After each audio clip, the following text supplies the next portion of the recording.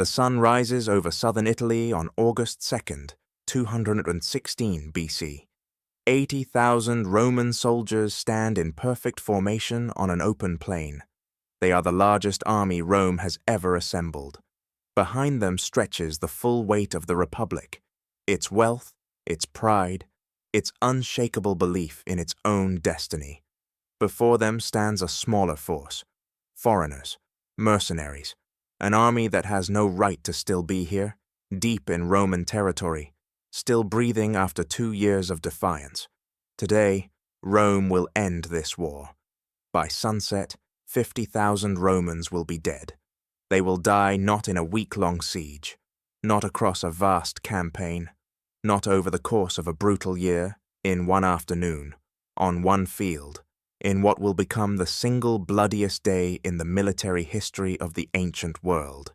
This is the story of how an outnumbered foreign general surrounded the most powerful army on earth and destroyed it so completely that the Romans would spend centuries trying to understand what happened. This is the story of Cannae. To understand how Rome lost 50,000 men in a single day, you must first understand how impossible that seemed. By 216 BC, Rome was not yet an empire. It was a republic, governed by elected consuls and a powerful senate. But it was already the dominant force in Italy. It had conquered its neighbors through discipline, organization, and an almost religious devotion to military order. The Roman legion was not just an army, it was a statement. Every soldier knew his place. Every formation had been drilled into muscle memory. The Romans did not improvise. They did not adapt on the fly. They crushed opponents through sheer, methodical force, and they had won, again and again and again. When Hannibal Barca, a Carthaginian general from North Africa, crossed the Alps 2 years earlier with elephants and a ragtag coalition army, Rome was insulted more than worried. Carthage had already lost one war to Rome. Now this upstart general dared to invade Italy itself. Rome sent armies to deal with him. Hannibal destroyed them. At the Trebia River, he ambushed a Roman force in freezing water and shattered it. At Lake Trasimene, he lured another Roman army into a foggy valley and butchered 15,000 men in 3 hours. The consul leading that army died without ever understanding what hit him. Rome was humiliated, but Rome did not panic. The Senate appointed Quintus Fabius Maximus as dictator, a temporary position of absolute authority reserved for emergencies. Fabius understood what Rome was dealing with. Hannibal was brilliant. His army was experienced. Fighting him head-on was suicide. So Fabius refused to fight. He shadowed Hannibal's army from the hills. He burned crops ahead of Hannibal's advance. He harassed supply lines. He waited. The Romans hated it. They called Fabius the delayer. They mocked him as a coward. Rome had built its identity on facing enemies directly, on the courage to meet violence with greater violence.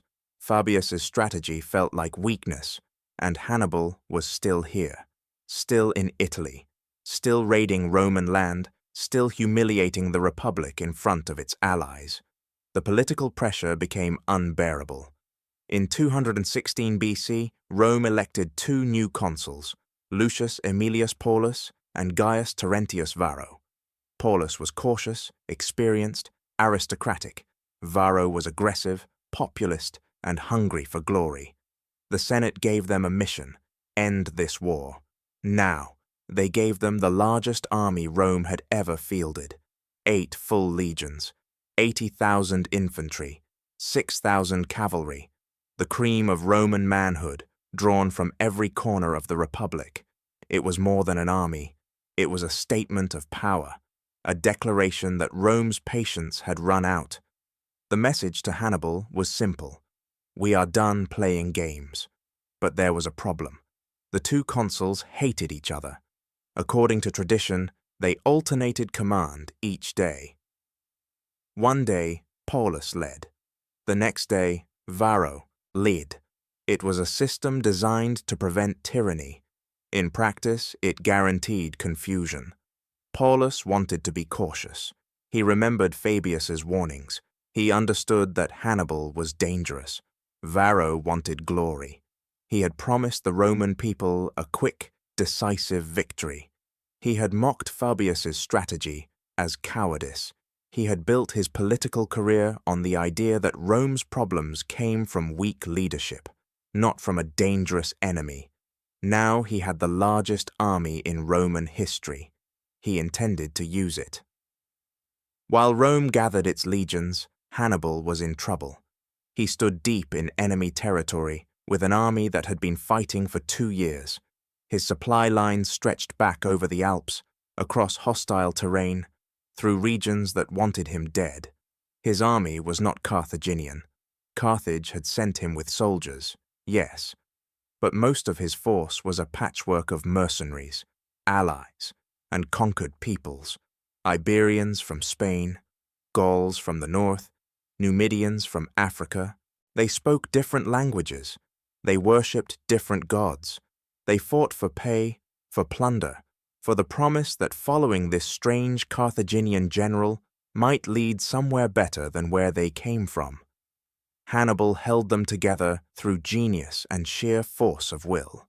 He had won 2 major battles. He had humiliated Rome, but he had not broken Rome. That was the problem. Carthage was not sending reinforcements. The Roman allies were not defecting in the numbers Hannibal needed. His strategy, invade Italy, prove Rome was vulnerable, convince its allies to abandon it, was working, but too slowly. Now Rome was coming with 80,000 men. Hannibal had maybe 50,000. If he fought a conventional battle, he would lose. Roman discipline, Roman armor, Roman endurance would grind his coalition army into dust. So Hannibal could not fight a conventional battle. He needed something else. He needed to turn Rome's greatest strength, its massive disciplined infantry, into a weakness. He needed them confident, aggressive, crowded together. He needed them exactly where he wanted them. The Roman army that marched toward Cannae was a machine. 80,000 infantry formed the core. They marched in tight formation, each man within arm's reach of the next. The front ranks carried heavy shields and short swords, the gladius, designed for stabbing in close quarters. Behind them, waves of reserves waited to step forward as the front ranks tired. Roman infantry fought in a style called the push of shields. Formations collided. Men pressed forward, shields locked, stabbing over and under each other's defenses. It was brutal. It was exhausting. But it worked. The Romans had refined this system over centuries. They trained relentlessly. They built roads so their armies could march faster than anyone else. They created supply systems that let them stay in the field longer. They did not rely on individual heroics. They relied on the man next to you doing his job, and the man next to him, and the man next to him. Against a smaller, less organized force, this was unstoppable. But it had weaknesses. Roman formations were rigid. Once battle began, communication was nearly impossible. Orders could not travel through 80,000 screaming men. The army moved as a single mass, committed to whatever direction it started. And if that mass was surrounded, no Roman general had seriously considered the possibility. Hannibal's army was different. His infantry was lighter, faster, less armored. His Gallic warriors fought with long, slashing swords and wild courage. His Spanish soldiers used short, brutal falcatas, curved blades designed to hack through armor. His African veterans, the core of his force, wore captured Roman equipment and fought with Roman discipline. But Hannibal's real advantage was his cavalry. The Numidians were the finest light cavalry in the Mediterranean. They could ride circles around Roman, horsemen peppering them with javelins, retreating before the Romans could respond. The Gallic and Spanish heavy cavalry were shock troops, men who could smash into an enemy formation and break it through sheer violence. Rome's cavalry numbered 6,000. Hannibal's numbered 10,000. In a battle that depended on mobility, Hannibal had the edge. But numbers still mattered. 80,000 Romans against 50,000 Carthaginians. If the armies simply collided and ground each other down, Rome would win. Hannibal knew this. So did his officers. So did his soldiers. But Hannibal had a plan. The two armies met near the town of Cannae in the heel of Italy. The battlefield was flat, open, perfect for the kind of massive infantry clash Rome wanted.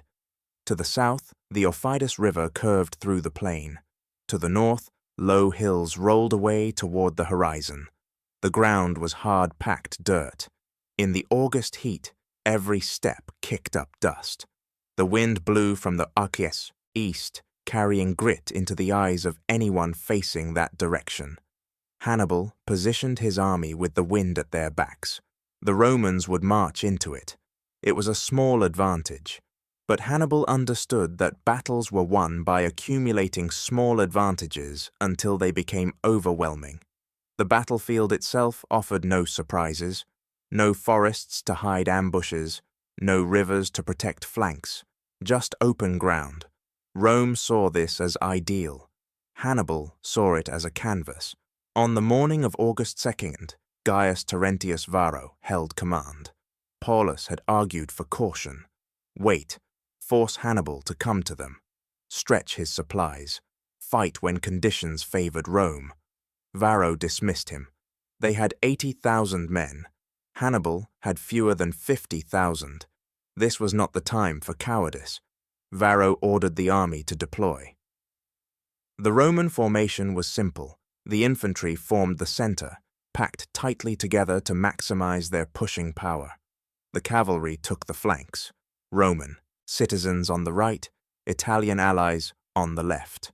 The formation was dense, denser than usual. Varro wanted overwhelming force in the center. He wanted to smash straight through Hannibal's line and end this. Across the field, Hannibal arranged his forces in a shape the Romans had never seen before. His center was a thin, crescent-shaped line. His weakest troops, the Gauls and Spaniards, stood there, forming a bulge that curved forward toward the Romans. Behind them, invisible in the dust and the ranks, Hannibal positioned his African veterans on both sides of the center. On the flanks, he placed his cavalry. The Numidians on his right, opposite the Roman allied cavalry, his heavy Gallic and Spanish horsemen on his left, opposite Rome's citizen cavalry. From a distance, it looked like a standard formation. It was not. Hannibal's center was bait. The Romans did not know this. They saw a smaller army. They saw Hannibal's weakest troops in the most important position. They saw exactly what they expected to see. An inferior force about to be crushed. Varro gave the order. The Roman infantry began to march. 80,000 men moved forward as one, shields raised, feet pounding the dry earth. The sound was like thunder. The ground trembled.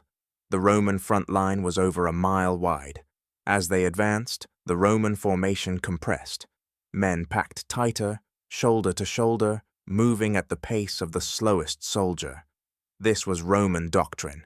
Tight formations, overwhelming mass. Hannibal's center did not retreat. They stood their ground. The two lines collided with a sound like 1,000 hammers striking at once. The Gauls and Spaniards in Hannibal's center fought like madmen. They slashed and screamed and died. They were not trying to win. They were trying to hold, just long enough. The Roman infantry pressed forward. Their discipline held. Their formation pushed. Slowly, step by step, Hannibal's center began to bend backward. The Romans saw this as confirmation. They were winning. Hannibal's line was breaking. Varro urged them forward. The Roman center pushed harder, driving deeper into Hannibal's formation. The crescent bent further, and then it became a curve, and then a bowl. The Romans were now fighting inside a concave shape, Hannibal's forces curving around them on both sides. And still, they pushed forward. On the flanks, Hannibal's cavalry struck. The Numidians on the right engaged the Roman allied cavalry, harassing them, drawing them away from the main battle. On the left, Hannibal's heavy cavalry smashed into Rome's citizen horsemen with brutal force. The Roman cavalry broke almost immediately. They were not cowards, but they were outnumbered, outmaneuvered, and facing men who lived in the saddle. Within minutes, the Roman right flank collapsed. The surviving horsemen fled. Hannibal's heavy cavalry did not chase them. Instead, they turned. They rode behind the Roman infantry, across the battlefield, and smashed into the Roman allied cavalry from behind. Caught between the Numidians in front and the heavy cavalry behind, the Roman allies shattered. The entire Roman cavalry was gone. The 80,000 Roman infantry did not know this yet. They were still pushing forward, still fighting Hannibal's center, still convinced they were winning. Hannibal's African veterans had been waiting. Now they moved. From both sides of the Roman formation, the Africans wheeled inward. They were fresh. They were disciplined. They wore Roman armor stripped from the dead at Trebia and Trasimene. They attacked the Roman flanks. At the same moment, Hannibal's cavalry returned. They dismounted behind the Roman rear and formed a wall of spears. The Romans were surrounded, 80,000 men packed into a shrinking space, with enemies on all sides. It started in the back ranks. Roman soldiers felt pressure from behind. They heard screaming. They turned and saw cavalry cutting into their rear. Confusion spread. Orders could not pass through the chaos. Tribunes shouted commands that no one could hear. The formation, so perfect on the march, became a mob. Men in the center did not understand what was happening. They were still fighting forward, still pushing into Hannibal's line, but the pressure on their flanks was increasing. Roman soldiers on the edges of the formation tried to turn to face the African infantry, but there was no room. They were packed so tightly that men could barely lift their arms. The discipline that had made Rome unstoppable now trapped them. A Roman legion was designed to rotate men from the front to the back, keeping the formation fresh. But rotation required space, movement, communication. There was none. The men in front kept fighting. The men in the back tried to defend against attacks from behind. The men in the middle were crushed between them, unable to fight anyone. Panic began in whispers, then shouts, then screams. We're surrounded. The realization moved through the Roman ranks like poison. Officers tried to restore order. Some succeeded for a few moments, organizing small groups to fight back to back. But these pockets of resistance were isolated, cut off from each other, unable to coordinate. Hannibal's forces tightened the noose. The African infantry pressed inward. The cavalry struck from the rear. The Gauls and Spaniards, no longer holding the center, pushed forward with renewed fury. The Roman formation collapsed inward on itself. What followed was not a battle, it was a massacre. 80,000 men trapped in a space that grew smaller with every passing minute. The dust was so thick that men could barely see. The heat was unbearable. Soldiers fainted from exhaustion and were trampled by their own comrades. The Romans could not retreat. There was nowhere to go. Behind them, Hannibal's cavalry blocked escape. Around them, enemy soldiers pressed closer. They could not fight effectively. The formation was so compressed that men could not swing their swords. They stabbed blindly, hitting friend as often as foe. They could not even fall. Wounded men remained upright, held in place by the pressure of bodies around them. Some died standing, their corpses propped up by the living. The killing went on for hours. Hannibal's soldiers worked methodically. They were not enraged. They were not frenzied. They were exhausted men doing a grim, necessary job. They stabbed and stepped forward. Stabbed and stepped forward. The Romans died by the thousands. Some fought to the end, maintaining formation even as the circle shrank to nothing. These men died with their shields raised and their swords in hand. Others broke. They threw down their weapons and begged for mercy. Some received it. Most did not. A few tried to fight their way out. Small groups charged toward the thinning enemy lines, hoping to break through. Most were cut down before they took 10 steps. A handful made it, passed the Carthaginian perimeter, and ran. Consul Paulus, who had opposed this battle, died fighting in the center. He had been wounded earlier, but refused to leave. When a tribune offered him a horse to escape, Paulus refused. He died surrounded by his guards, still standing, still fighting. Consul Varro, who had demanded this battle, escaped with 70 horsemen. He would return to Rome in disgrace, his political career in ruins, haunted by the knowledge that his overconfidence had killed 50,000 Romans. By late afternoon, the battle was over. The screaming stopped. The battlefield fell silent except for the moans of the wounded and the cawing of carrion birds, already circling overhead. The numbers are difficult to comprehend. Ancient sources claim 50,000 Romans died at Cannae. Some modern historians argue the number was closer to 40,000. Others believe it may have been as high as 60,000. The exact figure does not matter. What matters is that Rome lost more men in one afternoon than the United States lost in the entire Vietnam War. An entire generation of Roman soldiers was erased. The wounded who could not walk were left on the field. Many died slowly over the next few days. Some were found weeks later, still alive, hiding in the wreckage. Hannibal's forces gathered the dead. They stripped the Roman corpses of armor, weapons, and anything valuable. The bodies were left where they fell. For weeks, the field outside Cannae was a graveyard. The stench of rotting flesh carried for miles. Hannibal lost 8,000 men. Compared to Rome's losses, it seemed insignificant. But those 8,000 had been his best soldiers. Many were veterans who had followed him from Spain, across the Alps, through 2 years of campaigning. They could not be replaced. Still, Hannibal had won the greatest tactical victory in military history. His officers urged him to march on Rome itself. The city was defenseless. The surviving Roman forces were scattered. If Hannibal moved quickly, he could end the war. Hannibal refused. His cavalry commander, Hannibal, reportedly said, "You know how to win a battle, Hannibal, but you do not know how to use a victory." Historians have debated this decision for over 2,000 years, but Hannibal understood something his officers did not. Taking the city of Rome was not the same as defeating Rome. Rome was not a city, it was an idea, and that idea was about to become unbreakable. News of Cannae reached Rome 3 days later. The Senate was in session when the first survivors arrived. Senators listened in stunned silence as men described what had happened. 50,000 dead. Both consuls gone. One dead, one disgraced. The largest army Rome had ever fielded, annihilated. The Senate did not panic. They declared a period of mourning. They ordered the city gates reinforced.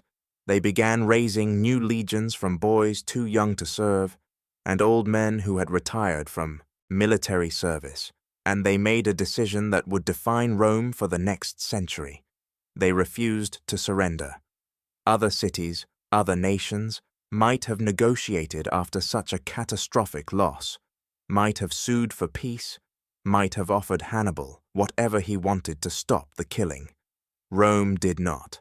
The Senate passed a law forbidding anyone from even discussing peace with Hannibal. Senators who suggested negotiation were publicly shamed. A delegation that traveled to Rome to discuss ransoming Roman prisoners was turned away.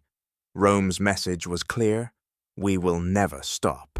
You can kill us, but you cannot defeat us. This was not courage. This was something colder, something harder. It was a refusal to accept reality, and it worked. Over the next 14 years, Hannibal remained in Italy. He won more battles, he captured more territory, but he could not break Rome's will. The Romans rebuilt their armies, they learned from their mistakes, they stopped fighting Hannibal directly and instead attacked Carthage's allies. They invaded Spain. They besieged Carthaginian holdings in Sicily. They turned Hannibal's strategy against him. By 203 BC, Carthage was losing the war everywhere except Italy. The Carthaginian Senate recalled Hannibal to defend the homeland. In 202 BC, at the Battle of Zama in North Africa, a Roman general named Scipio Africanus defeated Hannibal using tactics learned from Cannae itself. Carthage surrendered. Hannibal fled into exile. Rome had won, but Cannae had changed them.